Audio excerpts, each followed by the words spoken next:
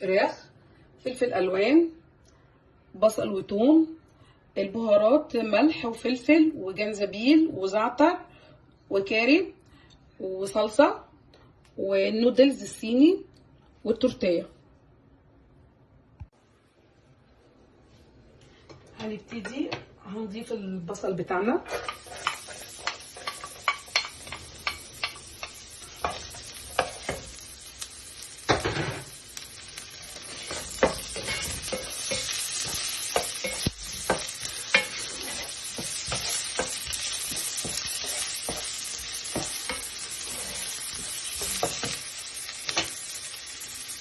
وبعدين هنضيف الثوم كمان بالشكل ده.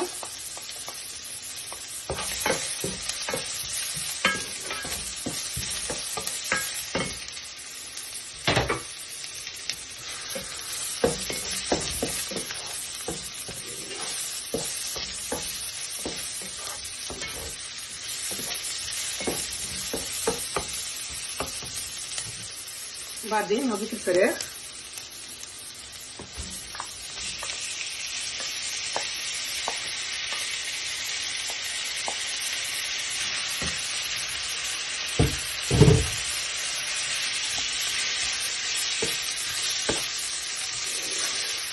بالشكل ده واقلب.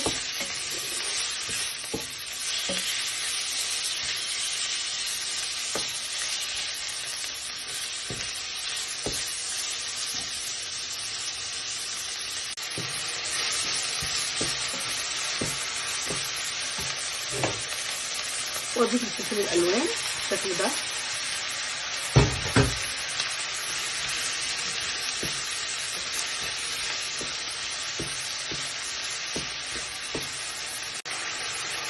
وهضيف البهارات بتاعتي،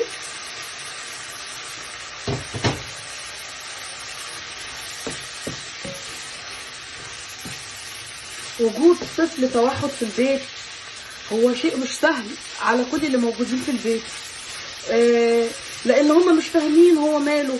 هو العيان بياخد دواء عشان يخف مهما كان التعب، لكن هو ليه بياخد دواء وليه ما بيخفش؟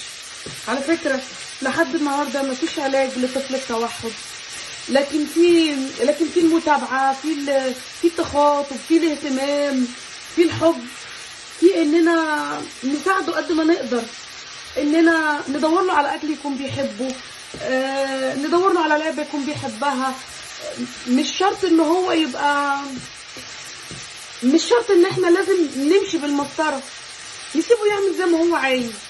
يحب يطبخ، هو اكيد مش هيبقى عارف يطبخ، لكن هو عايز يعمل في المطبخ، نسيبه يعمل في المطبخ.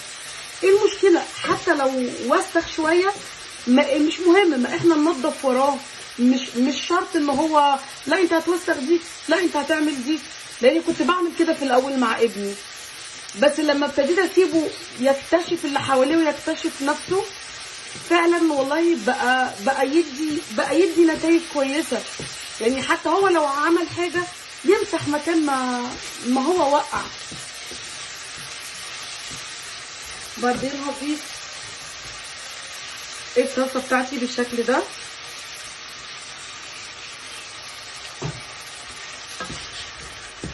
واقلب كده.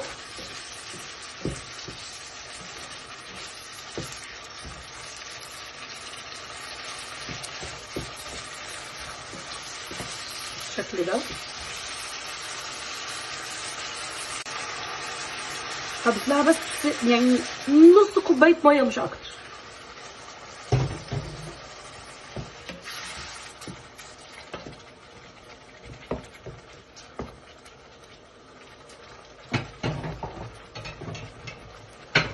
هقفل عليها لحد ما تستوي.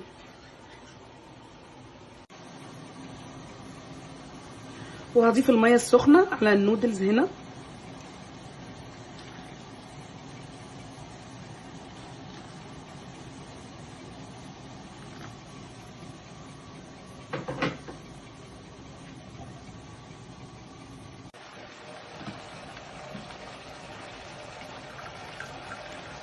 بالشكل ده هصفيها.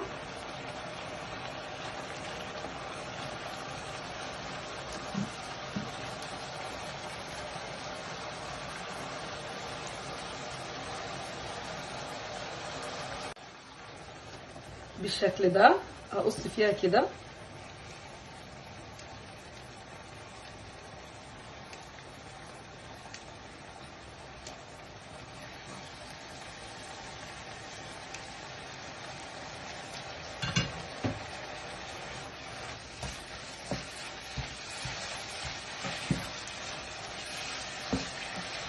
اهو.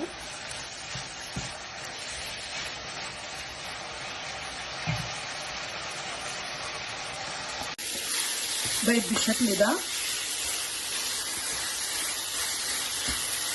هقفل عليها وهسيبها لحد ما تبرد. هنا عندي العيش بتاعي التورتيه ده، هعمله بالشكل ده. هلفه كده بالشكل ده اهو اهو بالشكل ده. وبعدين بالخله اقوم عاملاه كده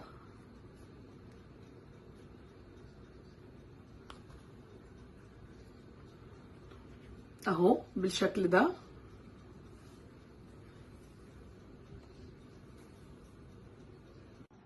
بالشكل ده وهدخله الفرن. وده الشكل النهائي بعد ما طلع من الفرن اهو بالشكل ده اهو.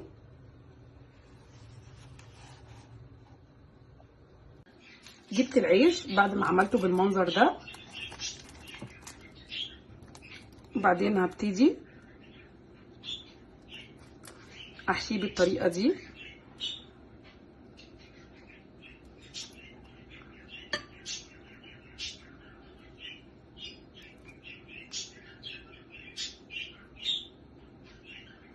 اهو.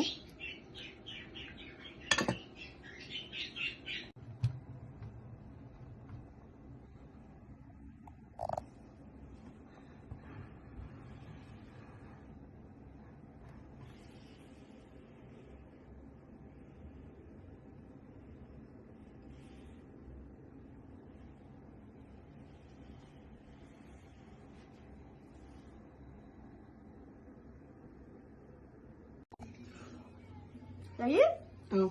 ايه ده رايك فيه ايه؟ تدخلوا لا بالعربي. يا حلوة أوي، لازم ممكن تحبوها، ممكن تعيشي تعملوا زي ماما، كمل زي هي بتعملها، يا حلوة أوي. أوريكم.